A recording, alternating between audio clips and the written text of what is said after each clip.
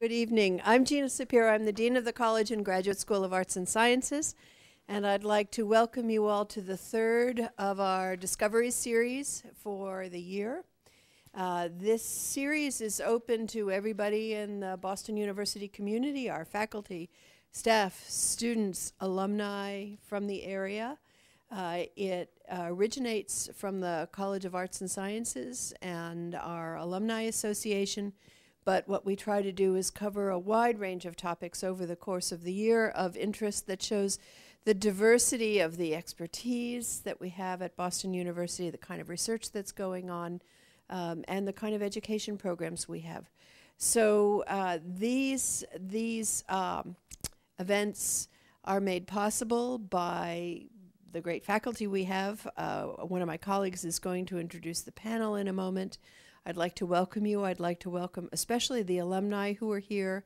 And to talk to you, I see a number of people in this room who are great supporters of Boston University. And while I'm here and while I see you, I want to thank you, especially all of you who have given such good support to Boston University over time and to help us make the kind of programs for our students and for our faculty that are so important, and to be able to do the kind of research and intellectual and academic community work that really helps us make a difference in the world. So I want to thank those of you who have made a difference for Boston University for helping us to make a difference in the world.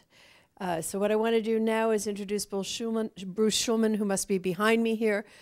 Bruce there, is a professor in the Department of History, one of our eminent historians and a specialist in American political history.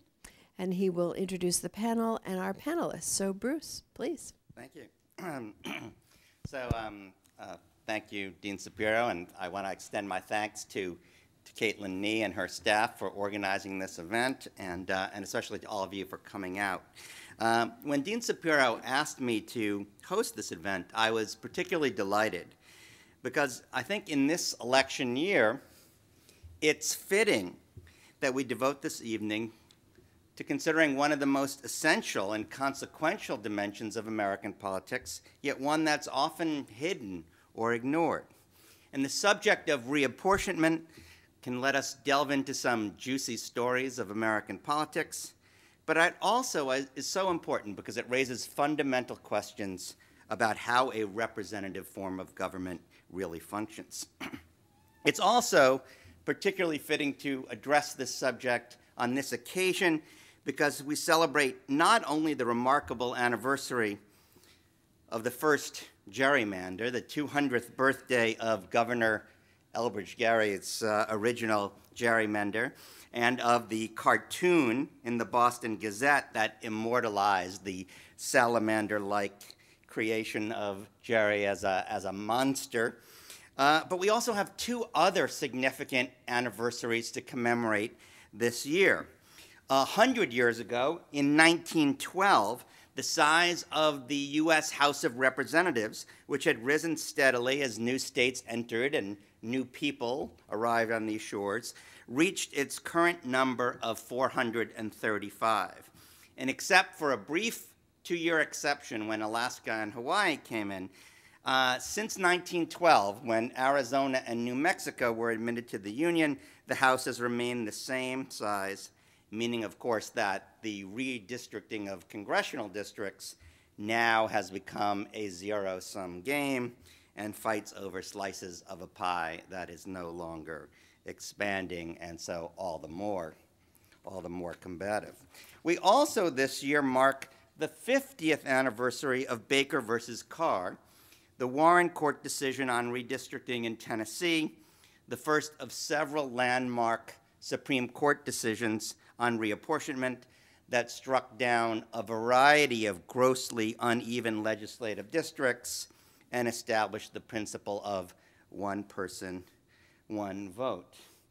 And finally, even though, I think I have to mention it, even though we're not quite yet on a significant birthday year here, the 1965 Voting Rights Act, for that law, I think as much as anything else, defines the terms of contemporary debate over redistricting and reapportionment.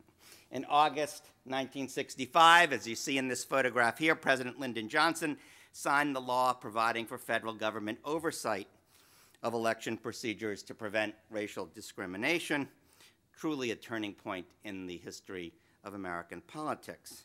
And of course, LBJ knew a thing or two about unseemly electoral procedures. After he first won election to the United States Senate in 1948 by the margin of 87 votes, his colleagues nicknamed him Landslide Lyndon after that. There was a story that circulated around Texas about a little boy down in South Texas who was crying on the street corner. "What's wrong?" a passerby asked him. "What's wrong? Why are you crying?" And the little boy supposedly replied, "My daddy died 5 years ago.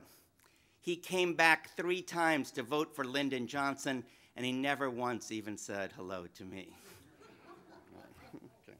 All right. Well, so thank you for your patience, and it's now my privilege to introduce our superb panel, who I know have much insight on this important topic. So we'll hear first from my history department colleague, Brendan McConville, who joined the faculty here at BU in 2004. Brendan's research and teaching focuses on the intersection of politics and social development in early America. He grew up in New Jersey, so he learned a thing or two there about corrupt politics, to be sure. But he was educated in Portland, Oregon at Reed College with its sort of good government progressive reform tradition. And obviously that didn't sit well with him because he came back to Brown University in Rhode Island to complete his PhD. And Rhode Island, I think, has a reputation for politics almost as corrupt as New Jersey does. But seriously, Brendan is, I think, a remarkably original and talented historian, one who forces us to rethink what we know about the events that we still like to call the nation's founding. And in his most recent book, McConville notes that, in his words, that the mythic story of the origins of American democracy still hold, in his words, a grip on us, that we have both come to understand the past as prologue to our present and to deny a historically recoverable America profoundly different than the one that we have been willing to acknowledge. This lost past, he reminds us, has its own soul and its own messages to us worth hearing even now. So let me bring on our first speaker, Professor Brendan McConville.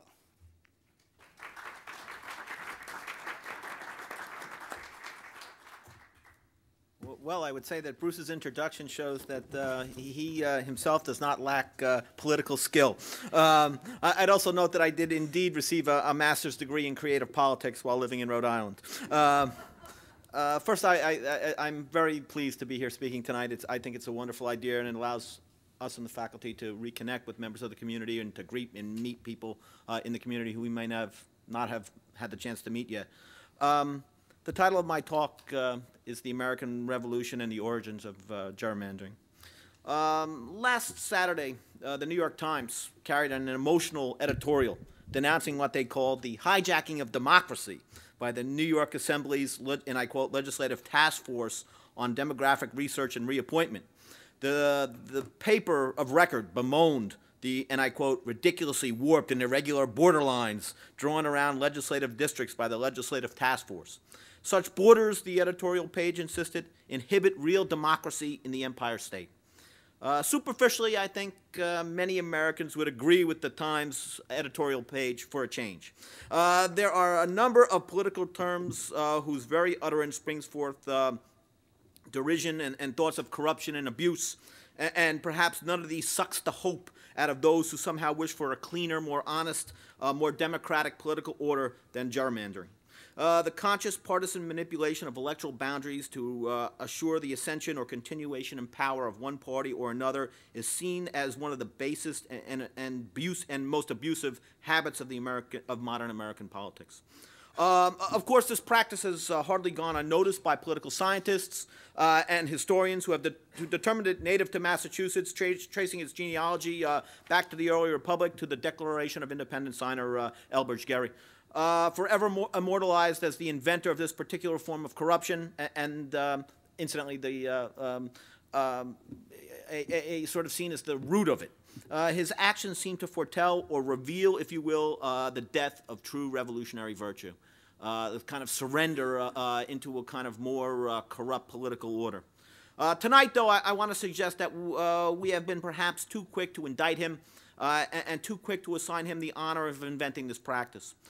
Placed in its proper contexts, Gerry's actions early in the 19th century seemed the logical outcome and standardization of practices that predated the revolution and, in fact, were in some respects very much tied up with and amplified by the revolutionary upheaval. Far from being an abuse of democracy, the practice of manipulating electoral boundaries and other political and legal boundaries not only contributed to the coming of the revolution, but soon became central to it, I think, and expressed some central aspects of it, which are now often forgotten.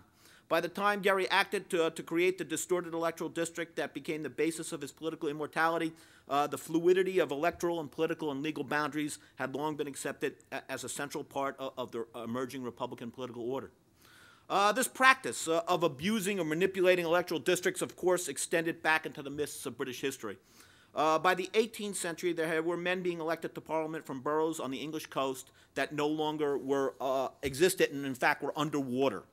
Rising sea levels, this is true, rising sea levels had inundated a number of boroughs, but people still were elected to Parliament from them, while communities of, say, 100,000 like Manchester, which was a rising industrial center, had no representatives in Parliament. Of course, none of the American colonies did as well. These so-called rotten boroughs were notorious on both sides of the Atlantic, but they continued, and in fact, it was not uncommon for all the votes in the borough to be openly bought by members of the aristocracy in support of a candidate they wanted in. They openly purchased these.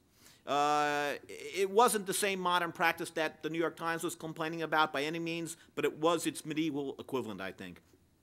Rather than drawing new districts on maps, 18th century Englishmen simply looked at maps of places that no longer existed and treated them as if they did. It has been widely believed that the colonies were free of this. And, of course, the colonists in the Revolutionary Crisis compare themselves and they say, look at these rotten boroughs. Look what they're doing over there. It's horrendous. But, of course, nothing can be further from the truth. And the willingness or unwillingness to create new electoral districts or to reshape the political maps of different colonies fed directly into the Revolutionary Crisis. And it initially has a causal power in that crisis. Across the span of the 18th century, considerable portions of the colonial population, some of the children of large families whose numbers, and I quote, must exceed prodigiously, often immigrants joined by immigrants from Scotland or Northern Ireland or Germany, moved away from the salt water and poured literally into the near interior of the North American continent. Their numbers swelled year after year, but the sitting governments of the coastal elites in many of the colonies simply refused to form them into new counties and effectively disenfranchised them. So determined were these coastal elites, often led in league with royal governors, to inhibit county formation. They didn't want counties created because once people got a county, then they could elect people to the assembly of the colony, that two of the colonies, New Hampshire and Georgia, were still single counties. There was only one county in New Hampshire and Georgia in 1770, even though tens of thousands of people had moved into the interior of both colonies. They effectively had disenfranchised them. Because they could not reach election sites, they could not vote, and the eastern elites refused to create the interior into counties because they did not want the additional members in the assemblies. Other colonies had similar situations on a larger scale. Perhaps the most visible and most important of these situations was in Pennsylvania. By the 1770s, Pennsylvania had a population of 300,000. It was the second largest colony probably to Virginia.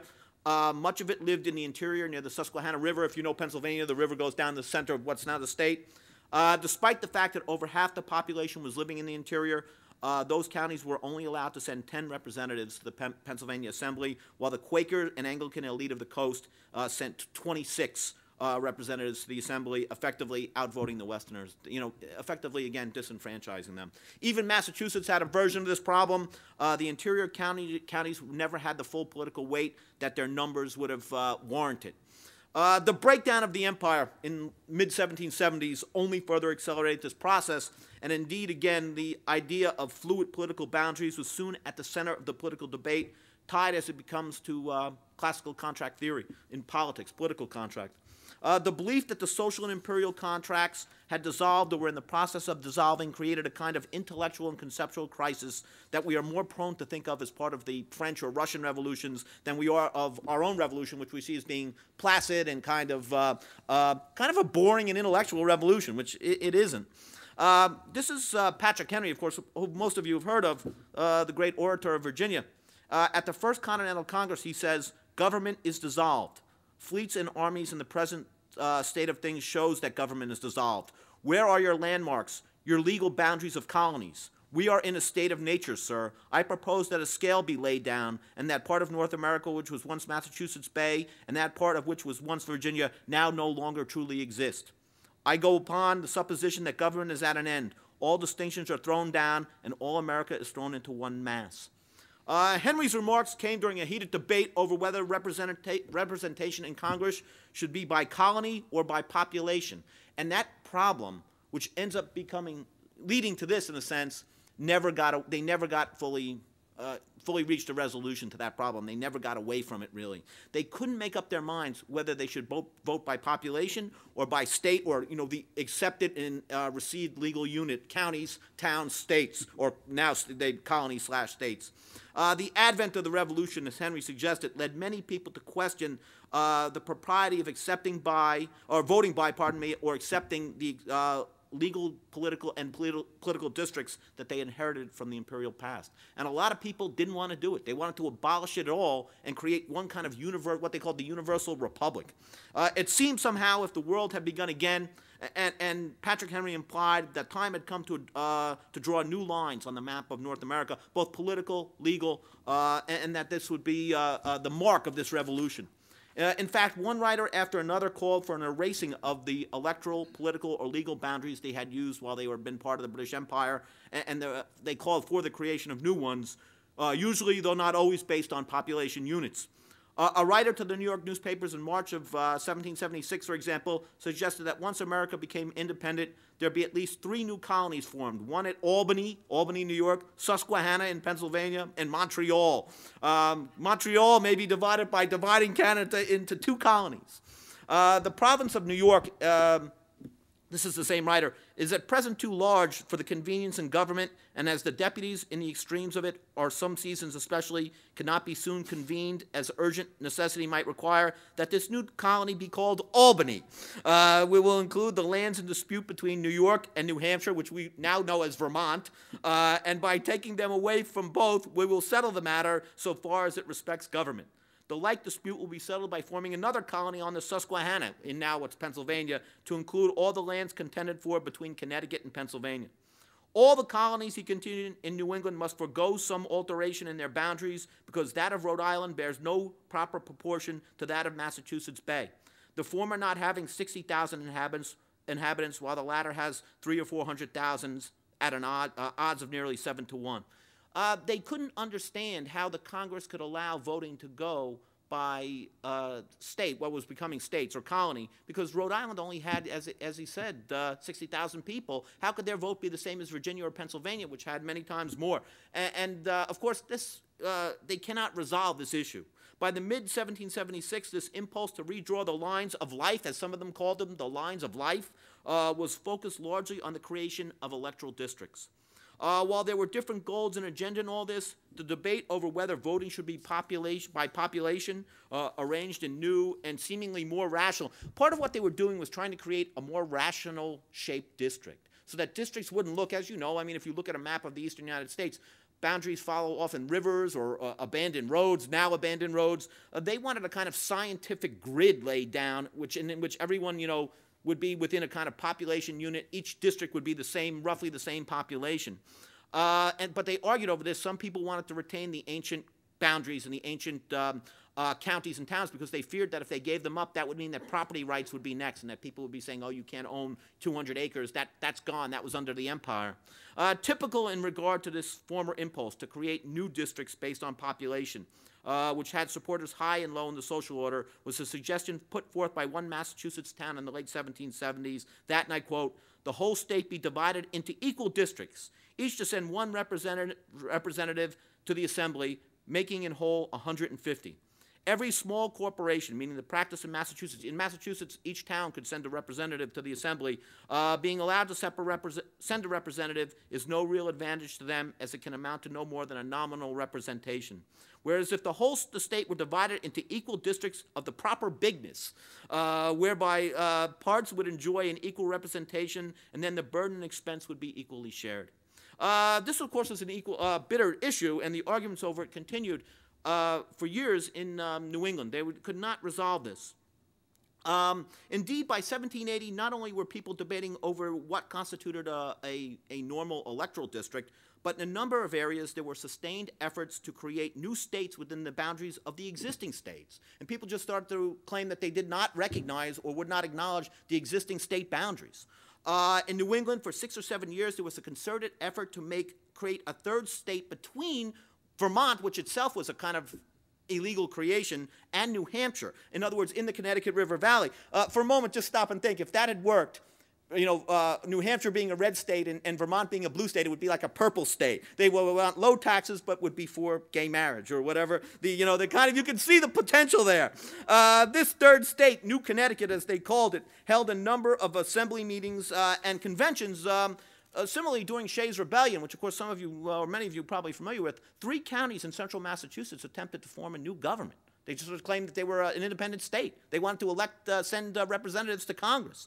This was the world that the much maligned Elbridge Gerry lived in, and in many ways he helped to make this world.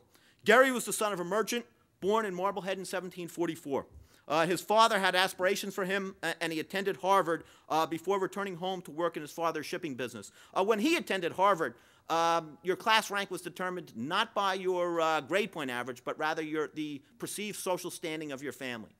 Son of the royal governor, first in your class. Son of, shipping guy from Marblehead, maybe middle of the class, if you're lucky.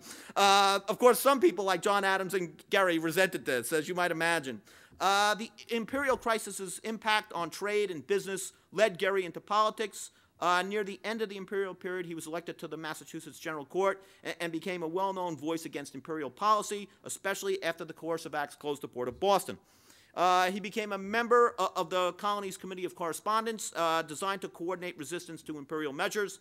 And in fact, his name became so well-known that in the wake of the crisis caused by the Lexington and Concord fighting, he was chosen to attend the Second Continental Congress and became a signer of the Declaration of Independence.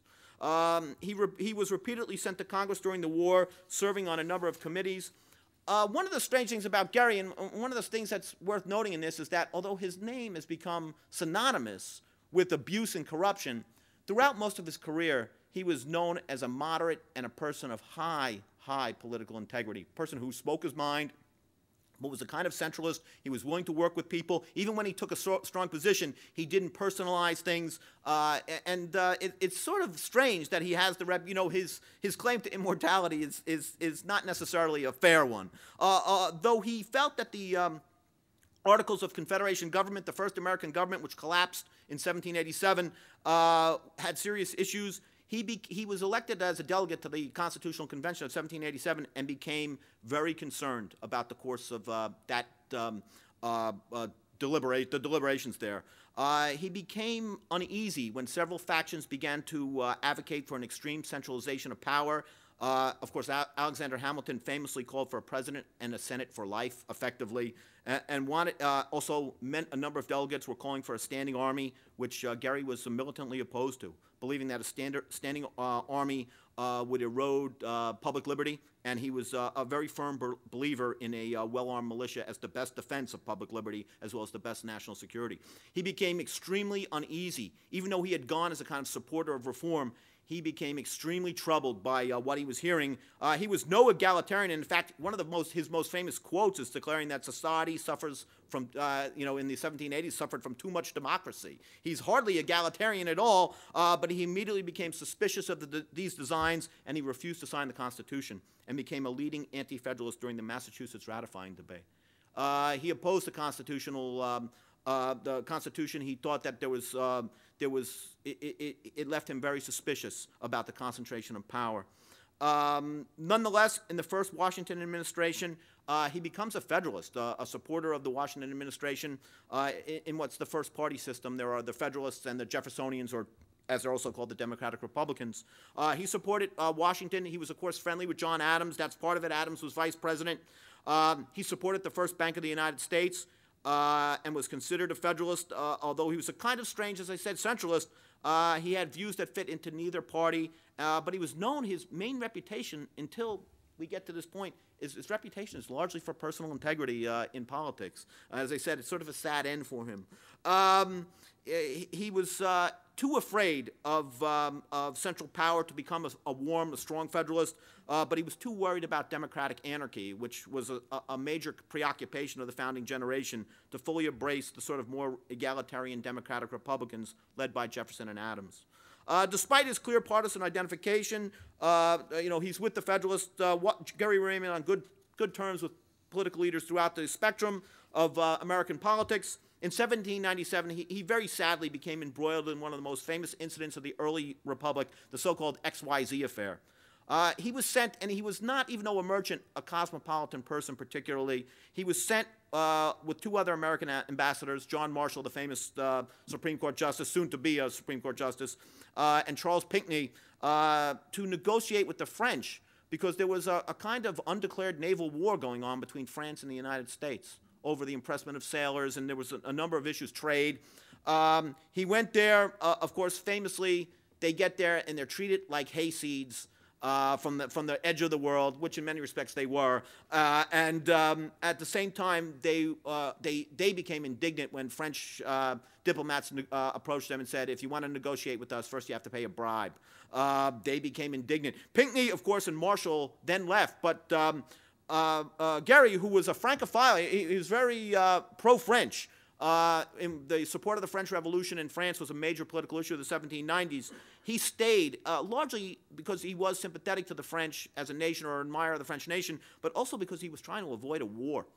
And he thought, well, there's going to be fighting, which ultimately there is in the so-called quasi-war of 1798-99, but he was trying to avoid that. He stayed, but when he went back, the Federalists in particular pillared him for staying behind. They claimed that there was some kind of corruption involved between him and Talleyrand, the famous French diplomat, which was false. On his return to America, he realizes there's no future for him in the Federalist Party, and he became a Jeffersonian. He changed his parties.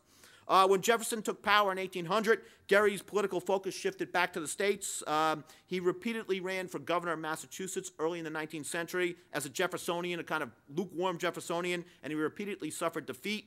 Only the growing crisis at the end of the 19th century's first decade gave him the opportunity to ascend to the governor's chair, which he did in 1810. That crisis, of course, was the crisis over growing tensions with Britain, which led to the War of 1812. Gerry was a long time, unlike many New Englanders by that point, was a long-time hater of Great Britain. He was Anglophobe, extremely Anglophobe. He could not stand that British warships were stopping American ships and taking American citizens off these boats. He was incensed by this. He really felt aggrieved. He also felt that New England was far too pro-British by this point. They had swung back from their sort of revolutionary radicalism in the region to being pro-British. He felt that the British policy was unacceptable, was far too aggressive. And he, once again, his sort of Francophile, his pro-French feelings sort of come to the fore.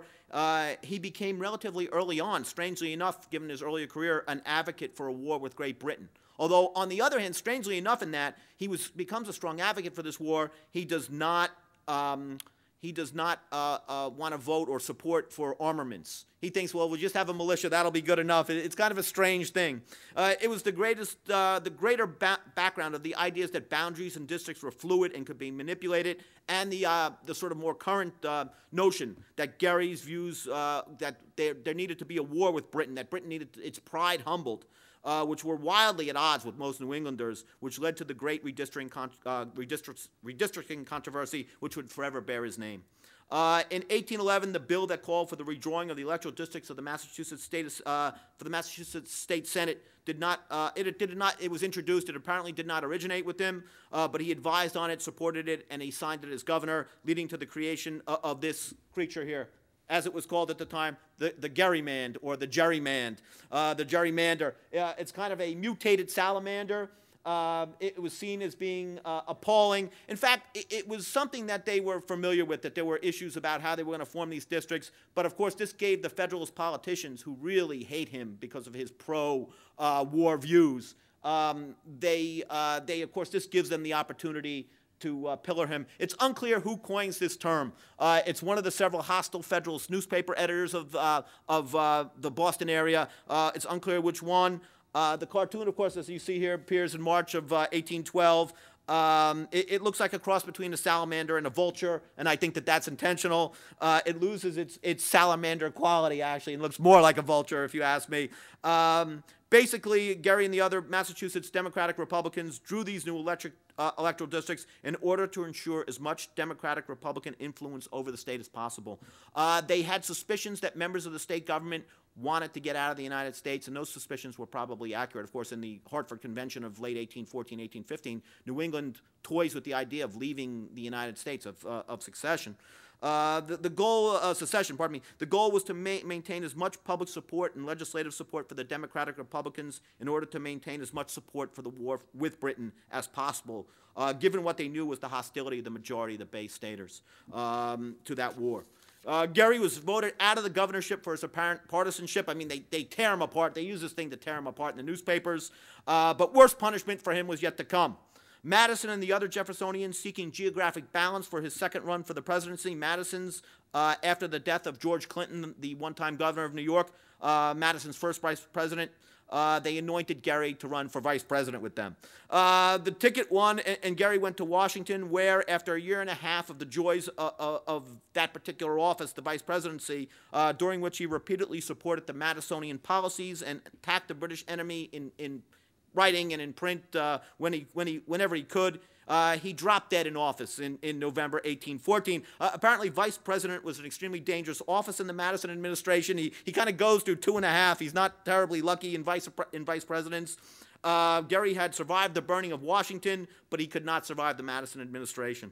The abuse of the power of redistricting, which would forever bear his name, did not begin with Gerry, nor did it reflect some perversion of democracy in practice, whatever theories were invoked to support it. In fact, gerrymandering is democracy in action, I think. It's rough and tumble. It's raw use of power for political advantage.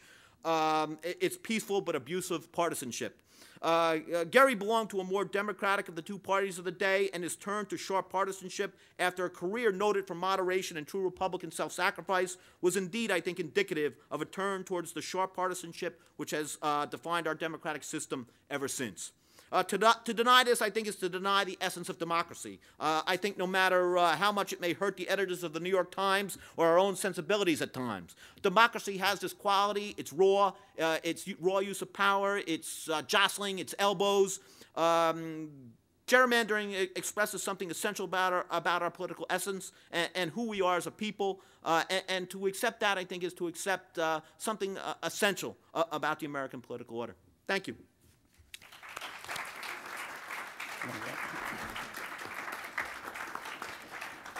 Our next speaker is Dino Christensen. Dino is assistant professor of political science here at Boston University. He arrived in Boston in 2010 after completing his PhD at The Ohio State University, and he specializes in American politics, including electoral behavior, public opinion, and political communication, as well as in quantitative methods, including survey and experimental research design. He regularly teaches courses on American elections and voting behavior and U.S. media and politics. He is also the co-organizer of the Research in American and Comparative Politics workshop hosted here at Boston University, which is an organization that serves as a forum for research presentation by faculty and graduate students in American politics and comparative politics. His most recent article, titled "Riding the Waves of Money," traces the changing dynamics of campaign contributions during the 2008 presidential nomination campaign. Ladies and gentlemen, Professor Christensen. Yes, thanks. Well, thank you. Thank you very much for the introduction. I as well am very happy to be here. I think I'm going to fast forward a couple hundred years. I was educated by 99% of that, so it was very fascinating for me.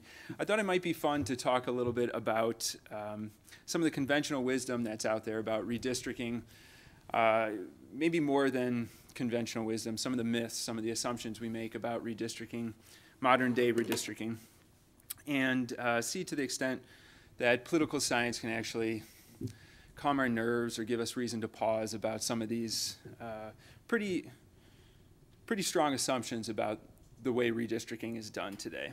That doesn't mean I'm going to defend all parts of it, but it does mean that I think we can blow some of it out of proportion.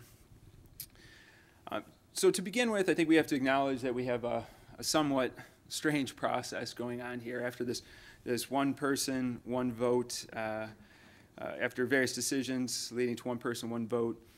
All congressional districts and state legislatures have to be redrawn every 10 years, right, with figures from the Census Bureau, right? And so in this case of a representative democracy,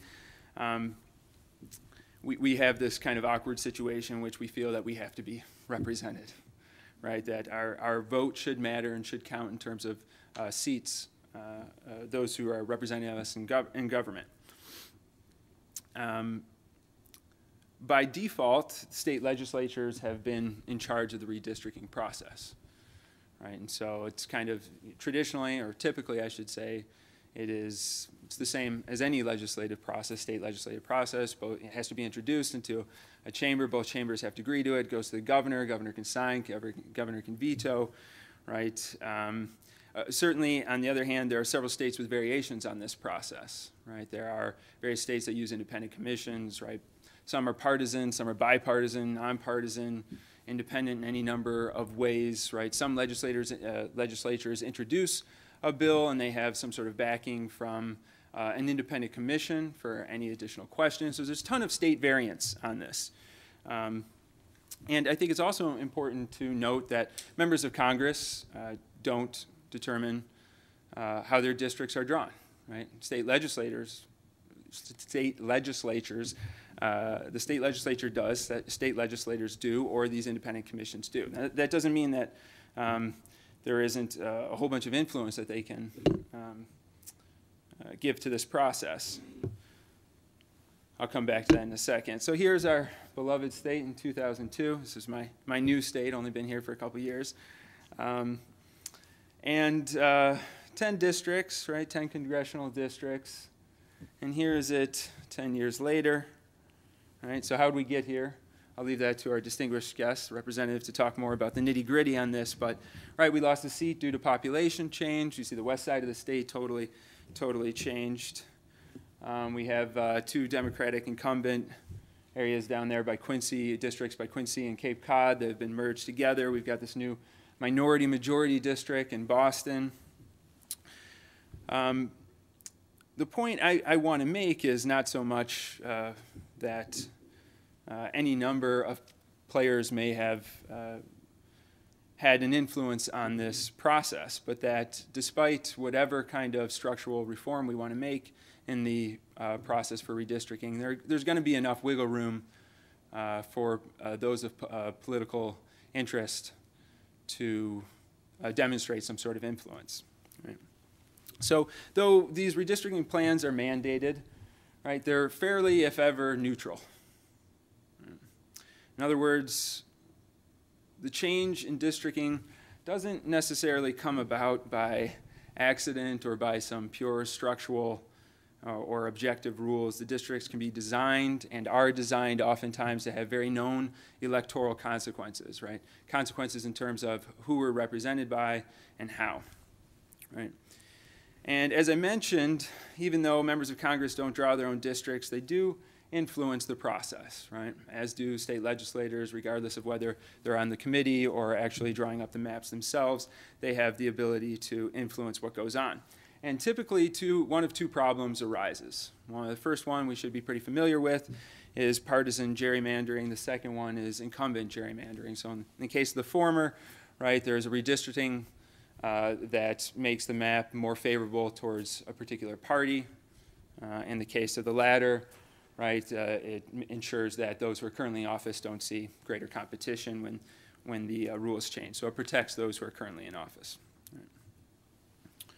All right, so ample evidence, tons of anecdotes about all the different kind of strange gerrymandering out there, right? When we typically hear about partisan gerrymandering, we're often hearing about these kind of strange words, cracking and packing. And so, right, cracking is the idea of dividing up dividing up a particular demographic or a party into multiple districts so that we can disperse the influence of that particular party or group, so the other party or other group maintains control. Packing is the idea of forcing all of that particular party or group into a single district so that, at least on the macro level, when it comes to seats, the influence of that group or that party is minimal. Right, and so if you guys remember back 10 years ago here in Massachusetts, but also Texas and Colorado, there was a lot of talk about what was going on with this process. I put up a picture of Ohio because I was there prior to being here. I think it's a perfect example of, it's kind of one of those ideal examples of cracking. If you can see kind of in the middle, I don't know how well it's showing up here, the very middle district that has, the very middle county that has red, blue, and yellow is Franklin County. That contains Columbus, Ohio, which is capital of Columbus. It's also one of the most urban areas in central Ohio. It's also has the highest amount of minority population, and it's also the most democratic. And as you can see, a very successful job by Republicans to crack apart Franklin County, such that now it's controlled by 3 different Republican representatives, right? Hobson, Price, and T-Berry. Right, so this, I guess, you know, when we see these, there's kind of this clear picture in mind that this violates some sort of norm of fairness, right? That this isn't appropriate for a democracy. Right. So with that kind of brief introduction, and I'm sure a lot of you know a lot more about the different anecdotes and occasions of redistricting out there than even I do. But I wanted to talk about a couple of these myths, a couple of these assumptions we make about redistricting that might not be correct and that political science has worked to dispel. So the first one is that partisan gerrymanders are all bad. Right, so even less of a rough and tumble kind of jostling thing, there are some actual benefits to partisan gerrymandering. Right? The science has demonstrated that there are pretty huge increases in the amount of competitive districts as a result of partisan gerrymandering. So in fact, the best way to do partisan gerrymandering is actually to make sure your party is as competitive as possible with the other party, but just that much better. Just depending on how risk accepting or risk averse you are, you want to make sure that your party maintains control, but make it very competitive so that the other districts often also have a shot. So what you're looking at is the macro level, the amount of seats that are held in each one of these districts. So that can make for pretty competitive elections, right? And that seems to be something we care about, this competition in elections. So partisan gerrymandering has that kind of net positive. Oftentimes when we have partisan gerrymandering, these kind of tidal wave elections come on that switch a portion of the population to switch to a different party, right? And that often means that that district totally tips to a different party, and that party has a chance to redo the districting or undo that redistricting. And so what we don't see is kind of a consistent evidence of redistricting having a negative effect because it's only temporary. Right? And then finally, there's some sort of ideological coherence when we have these partisan gerrymandering, right? That the people in your district look a lot like you. There are very few losers in this sense, very few people who aren't getting good representation by that representative because it largely looks like that congressperson in terms of party. Right? The second and third myths, I think, are running around out there. You guys can tell me to the extent to which you agree this is conventional wisdom, but are that incumbent redistricting is not, 1, as common as partisan redistricting, and 2, as bad as partisan redistricting, right?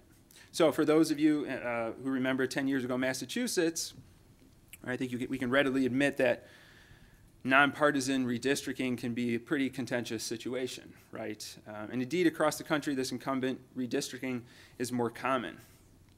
And arguably, it's a much worse form of redistricting than partisan redistricting because at least from a normative democratic perspective, it reduces kind of our means to representation. The idea is that we can measure to some extent how responsive our representative is to us by looking at whether changes in votes actually results in changes in those who represent us. So if we look across a long enough period of time, look across different redistricting plans, if we see quite a bit of change in the votes of the people in a particular district, but very little change in those who represent them in the seat and the makeup of the seats, then we have a problem with responsiveness. And this is prevalent. So this is going on to a much greater extent, arguably, than partisan gerrymandering, even though partisan gerrymandering seems to get a lot more attention here.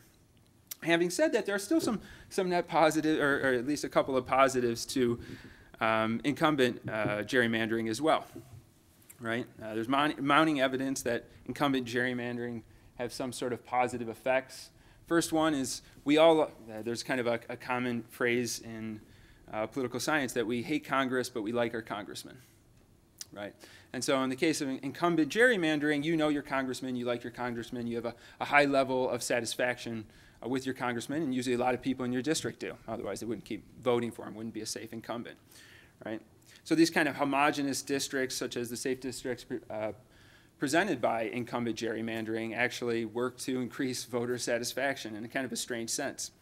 It also makes some voters ideologically closer to their representative, which means that if you look on the macro scale of all those who are elected into office, we have a pretty good representation of the full distribution of ideology when it's all aggregated, when it's all said and done. And then finally, I don't know that this is a positive point, but a point needs to be made that some swing voters actually have disproportionate amount of power in these incumbent, in these kind of ostensibly safe districts, right? Because if swing voters move a great deal, there's an opportunity for them to oust the incumbent, right? So it puts a great deal amount of influence and power in the hands of a particular partisan leaning, in this case, swing voters. So finally, the fourth myth I wanted to mention was that there's some sort of fair way to go about redistricting. Right, now, so I think I see this all the time, is that it's unfair, it's unfair, it's unfair, but there doesn't seem to be a very easy solution for what the appropriate way of going about redistricting is, right? If you just wanted population proportion, right, what's generally called for, if you knew something about the population of the state, the size of the state, the shape of the state, and you wanted to make something pretty coherent and simple in terms of dividing up districts, right, you could do some basic geometry like the Center for Range Voting does here, right? And we have perfect proportional representation here, right? All it requires is shape of the state, number of districts, population in the state. This is back a little while ago, so this is still with 10 districts. The issue is that in something like this, and something like a basic algorithm, is that we miss out on what we call communities of interest, right? And these kind of communities that abut each other, these neighborhoods that are linked to each other, that feel like they identify with each other, right? And that they should share some sort of representation, right? And that the algorithm doesn't pick that up, doesn't pick up neighborhoods, it just divides based on the population and kind of a simplistic algorithm of where to draw a simple line, right? But there are subdivisions, neighborhoods, mountains, rivers that don't go into it, right? So it becomes a little more difficult when you start thinking about communities of interest and preserving those in order to get a fair redistricting. What is fair? That's up for debate as well, but at least as far as we can tell, it's that we should have some sort of system that accurately reflects the proportion of Democrats and Republicans in the electorates with seats in terms of representatives, right? So if we wanted to do that, we'd have to draw some really, really weird shapes, right? If you just want to have a computer do that, it would come up with all kinds of crazy stuff. And then again, it wouldn't be taking account of these communities of interest, right? It would be cutting along particular community divisions, right? In particular, because people tend to cluster geographically by party and other demographics, even non-political, apolitical demographics, right? So it becomes particularly difficult to think about just doing it in terms of proportional seat to vote proportional representation, right? Another argument that's going on there is talking about compactness, right? So some of the major court cases have referred to compactness. So and this is kind of a geographical term, instead of making a district that looks like a salamander or a vulture or whatever, you want something that looks like a circle or a square or a rectangle, right? We want to have something that's compact in that sense, not something that's funny looking like an octopus or something to those cases. Columbus is actually a perfect example. The city of Columbus would be a perfect, in terms of size, would be a perfect district. However, if you were to try to do something compact with it, you'd have to cut off a whole bunch of tentacles coming out of the city of Columbus, and that means you're not taking into account communities of interest and whatnot. Plus, there seems to be some sort of advantages when you think purely about compactness in terms of different kinds of demographic groups that belong to different parties locating in different parts of the state, right? So oftentimes more Republican voters in more rural areas. So compactness isn't a perfect measure in constructing districting either. How about competitiveness? We often hear this one referenced, right? We want to have competitive districts, right? There's something about our democracy means that we should be competitive. In other words, that we should have a district that's closely mixed in terms of partisanship so that both parties have a chance of electing somebody, right? Maybe the swing voters matter or something to that effect, right? But there's a problem even with competitiveness. It's how we draw it, right? If you have a state that's 50-50, Democrat, Republican, right? Totally hypothetical and totally unfamiliar to all you Bostonians, right? If you have 3 Democrats, 3 Republicans, and 3 competitive districts, is that right? Or should you have, to make up those 9 districts, should there be 4 Democrats, 4 Republican safe districts, and 1 competitive district, right? So there's still no clear rule of what it means to have a series of competitive districts, right? We just keep getting deeper and deeper in trouble. And, our standards that we often hear referenced don't really have clear criteria. So a lot of the judgment just comes down to those with political influence and determining where they might, or how they might feel socially or economically. Okay, so just to kind of to end on a more humorous note here, here's our, not that this map is humorous, but this is our new House District map, State House District map. In all its beauty.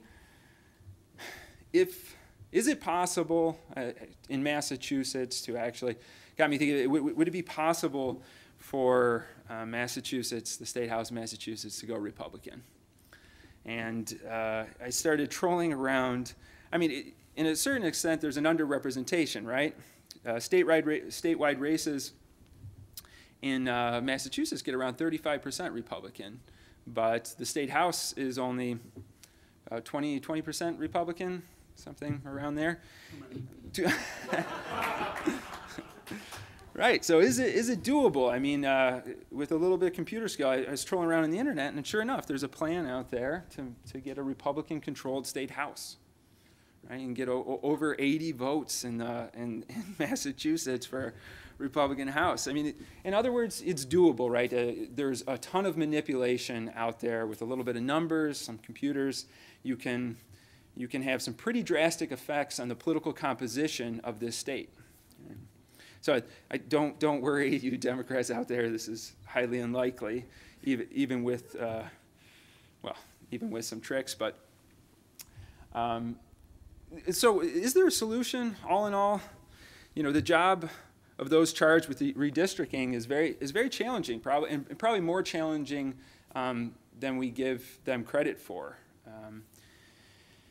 I don't mean this to flatter you guys, but it's subject to an abundance of political criticism, right? And the process is filled with political influence, and we're all riled up about it. But when we start looking at the rules and the regulations, when we start examining the standards and the criteria we have for generating a fair or clear or realistic map, right? One that's plausible. Even if we were to agree on each of those 4 things, on fairness, competitiveness, communities of interest, compactness, on what they meant and what their standards were, even if we could agree on that, there'd still be a ton of wiggle room for map makers and those who want to demonstrate political influence to change the process, if only slightly, right? So indeed, even people with good intentions can come to very different conclusions on how to draw these maps. And so I think I'll leave it there.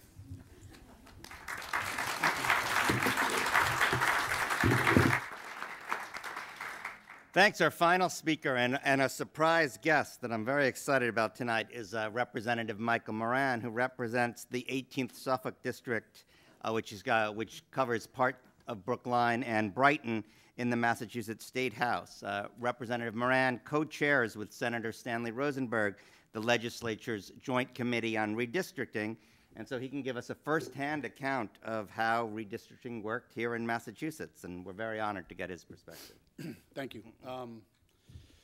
That map was interesting, the gerrymandered map. I thought I made a mistake because North Andover and Lawrence are actually not on that map, and I didn't realize that. And then I know because of redistricting that Lawrence was actually created because of Methuen, Andover, and Haverhill all gave some property, and that's where the very wealthy people had the textile workers live. So that's why you have Lawrence. I know that.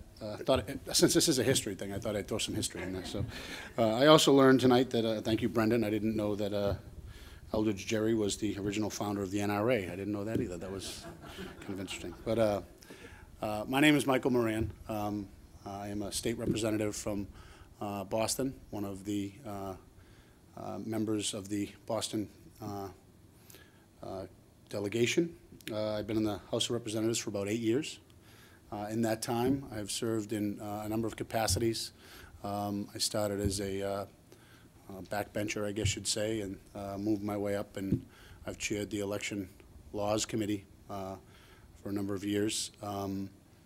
Sleepy committee until, of course, I got it, and then Senator Kennedy passed away, and I had to deal with the interim U.S. Senate situation, which was quite interesting, national popular vote, and a few other issues that came across my committee as I was the chair of that committee. Shortly after the Speaker of the House switched over to Bob DeLeo, Bob had made it known to me that it was his intention that I would chair the redistricting committee. And there were very, very early conversations going on between the Senate President and the Speaker on how we were going to handle this issue of redistricting. I will tell you that I was not given a roadmap on how to do it. So they decided very early on, even before they made it official, to sort of let us know that we were going to do it so we could kind of get up to speed. I wasn't there 10 years ago. I had no firsthand knowledge of what went on 10 years ago. Maybe that's one of the reasons that the Speaker decided to put me in the position that, of the chair of the committee. So it was a clean slate for me. I had the opportunity to hire some very good staff early on, and we had to get up to speed on a lot of the, quite frankly, new technologies that have happened over the last 10 years, which makes the redistricting process far different from what it was 10 years ago. What I also learned is there were some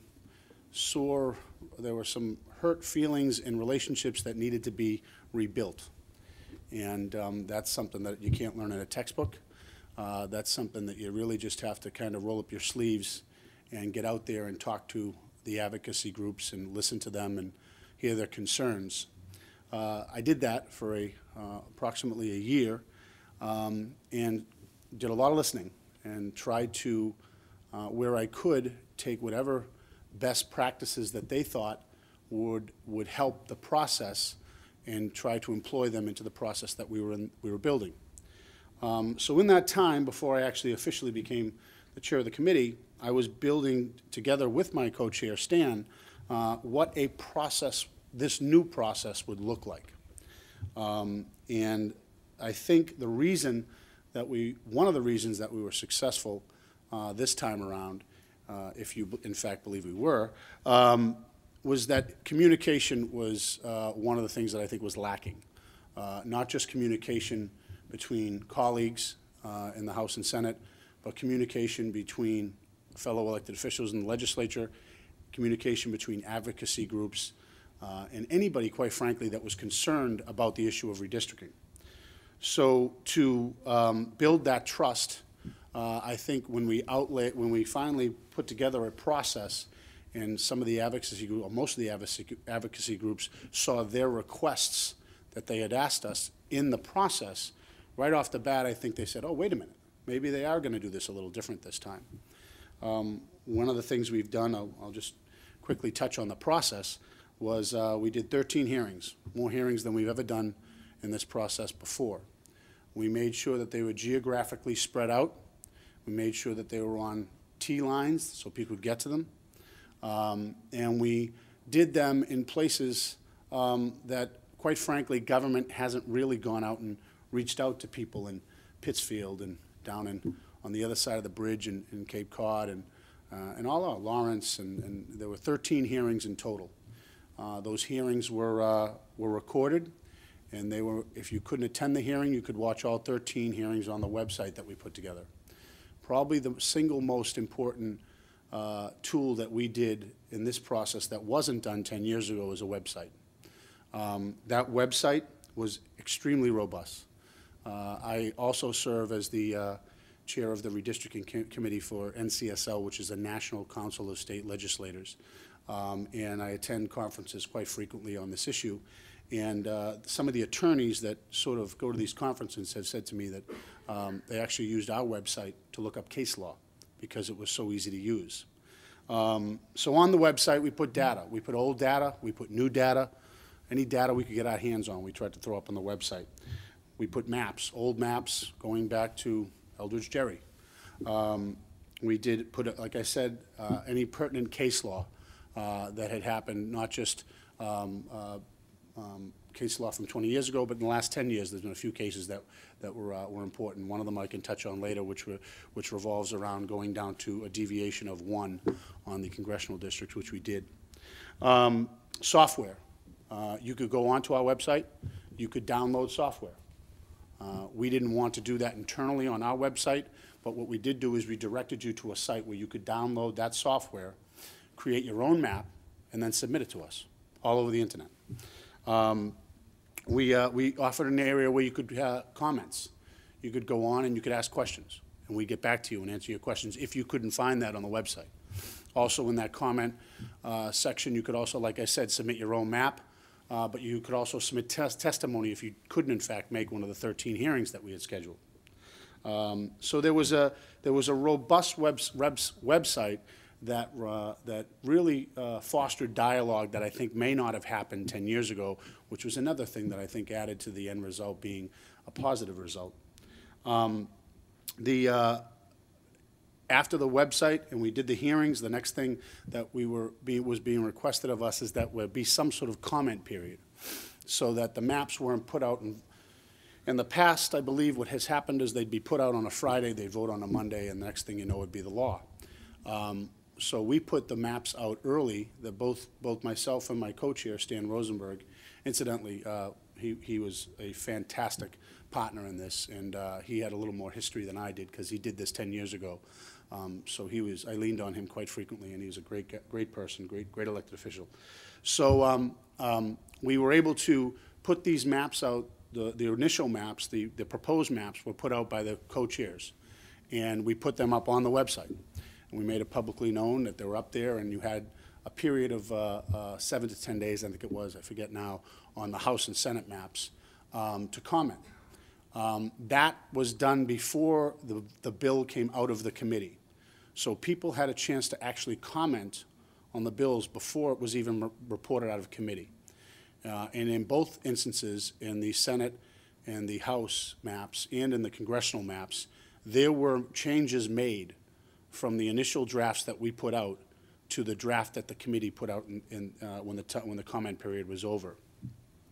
That comment period, once it wrapped up, we put the maps out favorably, and there was still the traditional comment period, which was, filing an amendment. Because this, like you said, these maps take the path of any legislation. It's a legislative piece, so it goes through committee, and we have hearings, and it goes to a vote in front of the both bodies, and the governor has to sign it. Ultimately, in the end, I think the process was inclusive. I think it was one where most people agreed that whether you liked the maps in the end or not, Your voices were heard and listened to. And incidentally, as of right now, 31 of the 50 states have litigation against them. We do not. That's probably a savings of somewhere around $3 to $4 million by not going to court on these things, if you compare it to 10 years ago. The Boston Globe and the Boston Herald both editorialized in the House and Senate maps in favor of them, and the congressional maps in favor of them.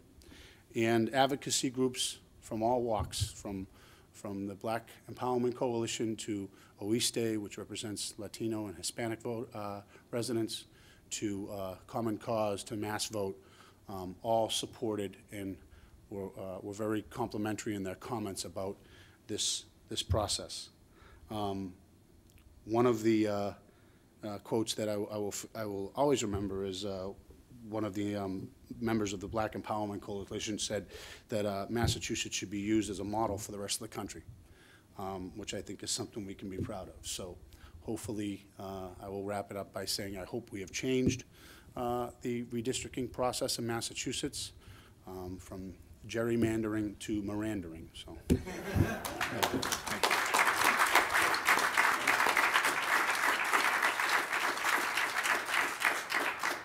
Thank you. So we now have some time for your questions and comments. We just ask that you wait until the microphone reaches you before you ask your question, because this is being recorded to go up on our website. So, yes, this gentleman over here. One of the things I find interesting about redistricting, especially at the state level, so much of the power is concentrated in the president, the Senate, and the Speaker of the House, and you have an ideology likeness, okay? But in the old days, when it was seniority-based, different districts and the different needs would have potentially a stronger voice. Is that to me? Whoever wants to take it. Well, again, as I think one of you mentioned, there's no right map and there's no right principle. You know, the problem is there's 100 right maps, and you're saying that seniority should take precedence over a democratically elected head of a body, whether it be the Senate President or the Speaker of the House. These principles that you employ, things that I never even considered when this process started, being from Boston my whole life, I never knew how important school districts were. We have Boston Public Schools. I didn't know regional school districts were important. I didn't know watersheds were important. So, you know, I didn't know how the difference that shoreline, the issues when you're living on a shoreline, whether it be insurance or whether it be the cost of rebuilding seawalls and things of that. I never knew all of the different principles that you have to kind of employ when you're doing these maps. And again, a lot of them butt up against each other. And that's, I'll give you one instance. If you look at the bottom of the map, Sarah Peak needed to gain in population. The only place she could go would be Cleon Turner in his district that he represents. If you employed all the principles we had, which was to keep cities and towns whole, which was to keep school districts, there was a watershed down there, it was a jump ball. You were going to either break up Dennis or you were going to be the break up Brewster. And no matter which one we did, they were going to be upset. So while I understand while people have general criticisms of the process, whether it be what principles you employ, but a lot of times when you get down to the meat and potatoes of it, you try to do what's right, and you try to let people know why you did what you did. Again, I think that may have been a little bit different the way it's done in the past. I can tell you that I can give you an explanation for almost every single line that was drawn, and some people may not like the explanation. Some people may disagree with it, but it was done with solid principles and a lot of transparency, and I think that's why you saw people being more at ease about the end result than they were in the past. Thank you. I think we had a question over here and then one over there. Yeah. Mm-hmm. Any comment about the Texas legislative drawn versus the judicial version, and the possible results of the maps that will eventually come out? This year? No. do you have a comment?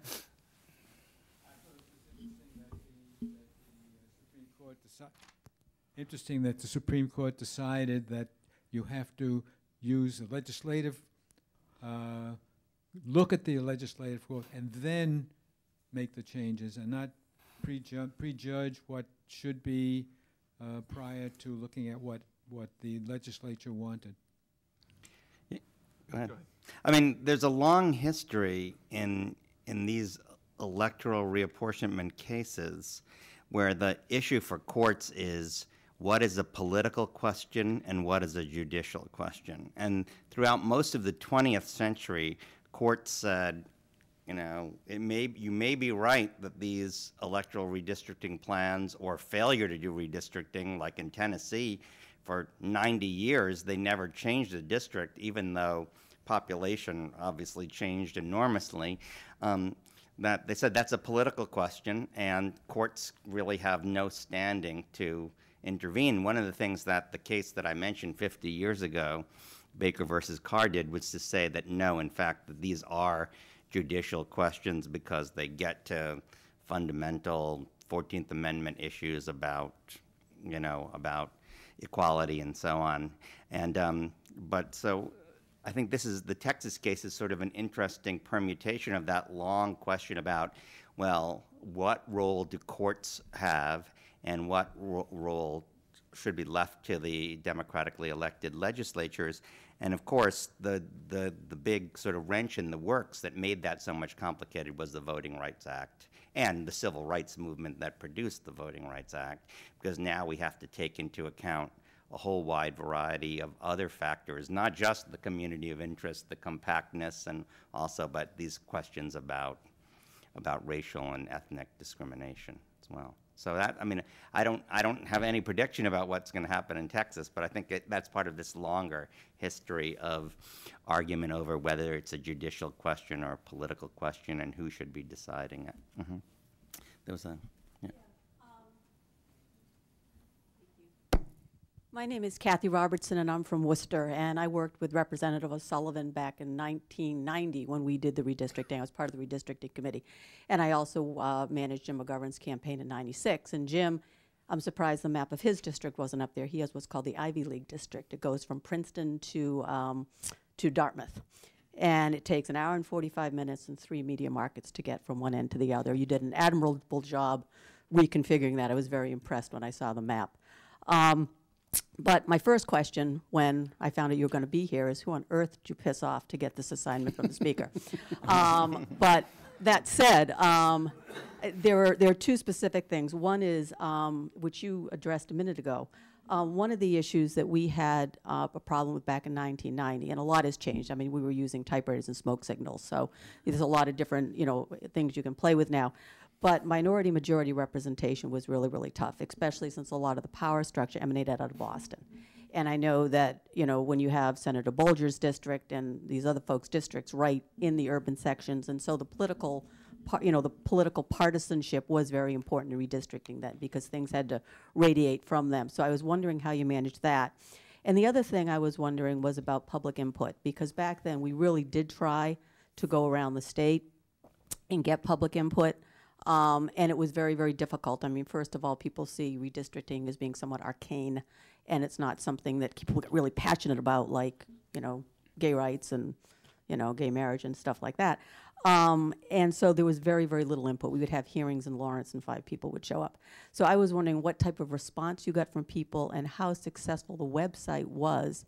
I mean, that wasn't an option for us back in 1990, but how successful that was in getting input from all these different communities from different places throughout the state. So. Well, I'll take the second question first. The advocacy groups were extremely helpful in driving attendance to the hearings. Like I said, we had 13 hearings. Over 4,000 people attended the hearings. We had testimony from almost 425 different individuals and groups. So that. that was at the hearings across the state. So the advocacy groups were very helpful. And I will tell you that while it doesn't draw the amount of interest as a gay marriage debate, the people who do care about redistricting are pretty rabid. So that was that. And the website, incidentally, when we put out the congressional maps, 35,000 people visited the website. So it was pretty well received. The website was that and communication, the improved communication were the two biggest tools that I think led to a result that most think is a pretty positive one. With regard to majority-minority districts, this was something that we made one of our highest principles. And we were talking earlier about principles that you employ. It was a very concerning to both the Senate President, to the Speaker, that where we can maximize communities of color's ability to select the person of their choice, that we do that. There's two types of majority-minority districts. There's a Section 5 single district minority. So that's where you have, like in Lawrence, Lawrence has a clustering of Hispanics. And because of that cluster and how it's grown over the last 10 years, we were able to add an additional incumbent-free Hispanic seat.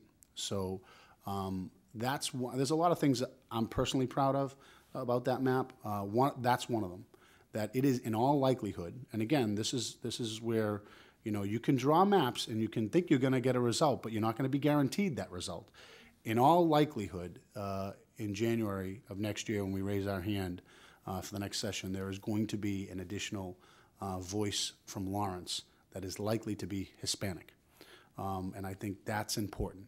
So you have single ethnic districts, which that actually is a Section 5 issue. That's like, if you have the ability to draw that and you don't, and it can be proven that you didn't, you will lose that case pretty easily. Then there is coalition majority-minority seats. In Boston, we have a clustering of black population. Because of the shifts in the black population, we went from 3 majority black districts 10 years ago to 1. So we had to reconfigure those districts to get it back up to 3. And then you have, when you add up Hispanic, black, and all the other protected minorities, Asian, you have these coalition minority districts. So in total, we went from 10 majority-minority districts to 20 majority in the House map. And we went from 2 to 3 in the Senate map. In the congressional map, what we did is we made the single strongest majority-minority congressional districts that we've ever had. Again, coalition. The largest portion of that coalition is black, and that's in that Boston area, as I was saying. But we got there is total pop, and then there is over 18. Obviously, a district that is over 18 gives you a better chance of electing a minority because everyone who's over 18 can vote. So for the first time, we have a majority-minority district that is almost 67% majority-minority, but 52% over 18 as well. So that's the first time that's ever happened. That's the one represented by Michael Capuano. It's now the 7th. And to do that, we had to ruffle a lot of feathers. We had to go down to Randolph. We had to split Milton. As you can imagine, the governor is from Milton, so that was kind of hairy. But there's a situation where you're splitting Milton to get to Randolph, because Randolph was the largest majority-minority town outside of Boston that wasn't in the original majority-minority district, so you had to get to Randolph. And then we had to add Everett, because Everett is a majority-minority city. But when we did that, we were over. So you had to shed some white people. This is how you have to talk when you talk about redistricting. It's really, you hope you don't offend people. But so you had to shed some white people. So what we did is we had to shed anywhere that was, any precinct that was white that was in Congressman Capuano's current district was put into, in Boston, was put into Congressman Lynch's district. And then we had to break Cambridge up. And we had to kind of take the west side of Cambridge, leaving in Fresh Pond, kind of curving it around and bringing it in with the rest of the district and then coming south. and we split Cambridge in half pretty much. They were not happy about that. But in the end of the day, like I was saying earlier, when you explain what your principles are and you give a good reasoning for why you did what you did, it's really hard to speak against it, you know. And I felt bad because, you know, Alice Wolfe is a friend of mine, and she was heartbroken to have Cambridge broke up. But incidentally, I would say this, though, that they're now in, that portion of Cambridge is in Markey's district. And because Markey's district is a real unique district, because it's a clustering of cities and towns that go from like 15 to like Framingham's the biggest, which is, I think Framingham is about 47 or 50,000 people. So now the portion of Cambridge that's actually in Markey's district is a sizable piece. So they're going to have a voice in both districts. They're going to have their the minority portion of Cambridge is going to have a voice in Capuano's district, and the more white portion of Cambridge is going to have a strong voice in Ed Markey's district. They didn't quite see it that way, but hopefully. So we have time for 2 more questions. I see one over here and one over here, maybe. Yeah.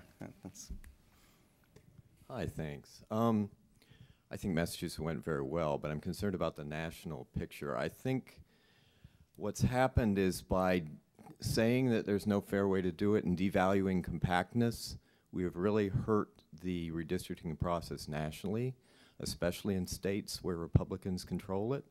And I think you'll find, if you look at what happens there, they typically draw majority districts for Democrats and give the rest of the state to themselves.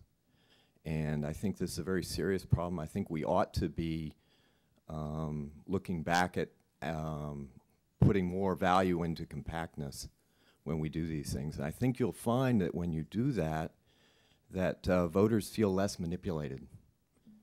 Because I think even if you do a marvelous job of trying to balance all the interests, people still feel like, well, somebody got in and into the process and, you know, rigged it a bit. So that would be my recommendation, and there are a number of good ways where you can have competitive districting competitions based on compactness. If you do compactness, you'll naturally get minority-majority districts. They'll just happen. And you won't end up with the manipulation that leaves a lot of the other people feeling, my vote's just being used. It's being rerouted. They know how I'm going to vote, so they're going to give me to Ed Markey or something like that. So. That's my recommendation. I don't know who would you like, Professor Christensen, you might like to respond. Thank you. Yeah, I mean, I don't really have a stake in the horse, and I'm not drawing the maps myself, but and I think this goes back to the Texas question as well, right? I think perceiving a district that isn't compact is kind of the first alarm bell for a lot of people. So I'd agree that it's very important to keep that in mind. I think the difficulty is when you prioritize that over some of these other concerns, right? So is it everything should be compact? Is that the recommendation? You know, at the expense of communities of interest, school districts, that kind of stuff. Tend to cluster around community naturally.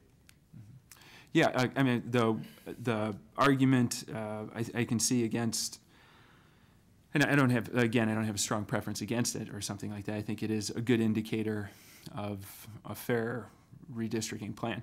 But if you take, kind of as I was trying to mention with regards to Columbus is splintered out, and in a way it's a very obvious community of interest, and it has a very similar kind of demographic composition.